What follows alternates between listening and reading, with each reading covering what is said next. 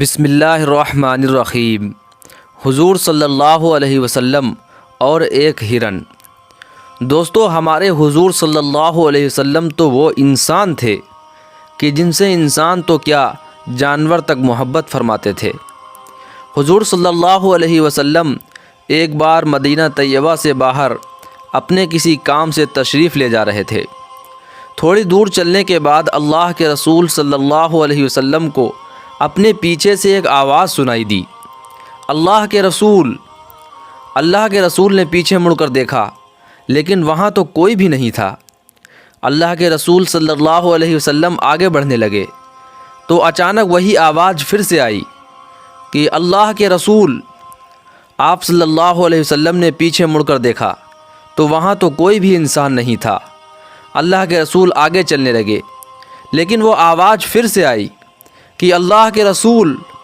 تو اس بار آپ صلی اللہ علیہ وسلم نے پوچھا کہ کون ہو تم؟ تو آواز ایک پتھر کے پیچھے سے آئی۔ حضور صلی اللہ علیہ وسلم اس پتھر کے پیچھے گئے تو دیکھا وہاں ایک ہرن بندھی ہوئی تھی۔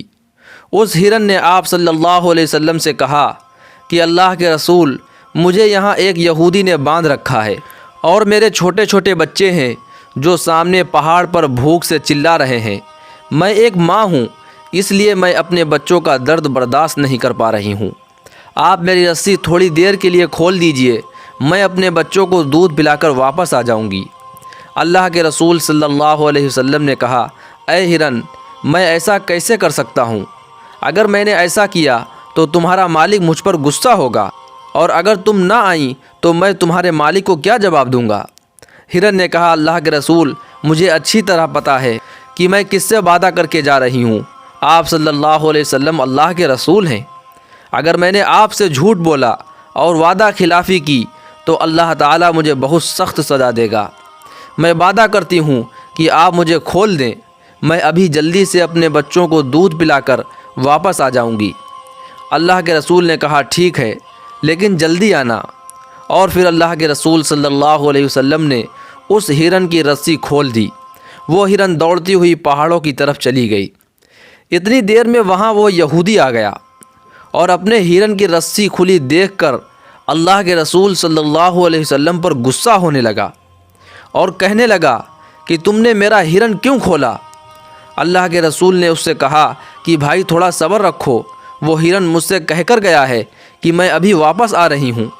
یہ سن کر یہودی ہنسنے لگا اور کہا کہ یہ تو بہت اچھی بات ہے، اب جانور بھی تم سے باتیں کرنے لگے۔ اللہ کے رسول نے کہا، میرا یقین کرو، وہ ہرن ابھی واپس آ جائے گا۔ یہودی نے کہا، ٹھیک ہے، اور اگر واپس نہیں آیا تو آپ کو اس کی قیمت ادا کرنی پڑے گی۔ آپ صلی اللہ علیہ وسلم نے کہا، ہاں میں تیار ہوں۔ اللہ کے رسول صلی اللہ علیہ وسلم اور وہ یہودی اسی جگہ بیٹھ گئے اور ہرن کا انتظار کرنے لگے۔ کافی دیر گزر چکی تھی۔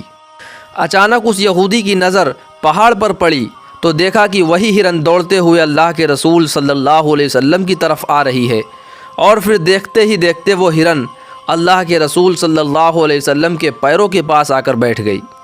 اللہ کے رسول صلی اللہ علیہ وسلم اٹھے اور رسی سے اس ہرن کو باندھ دیا، اور پھر اس یہودی سے کہا کہ لو بھائی، تمہارا ہرن تمہارے پاس آ چکا ہے۔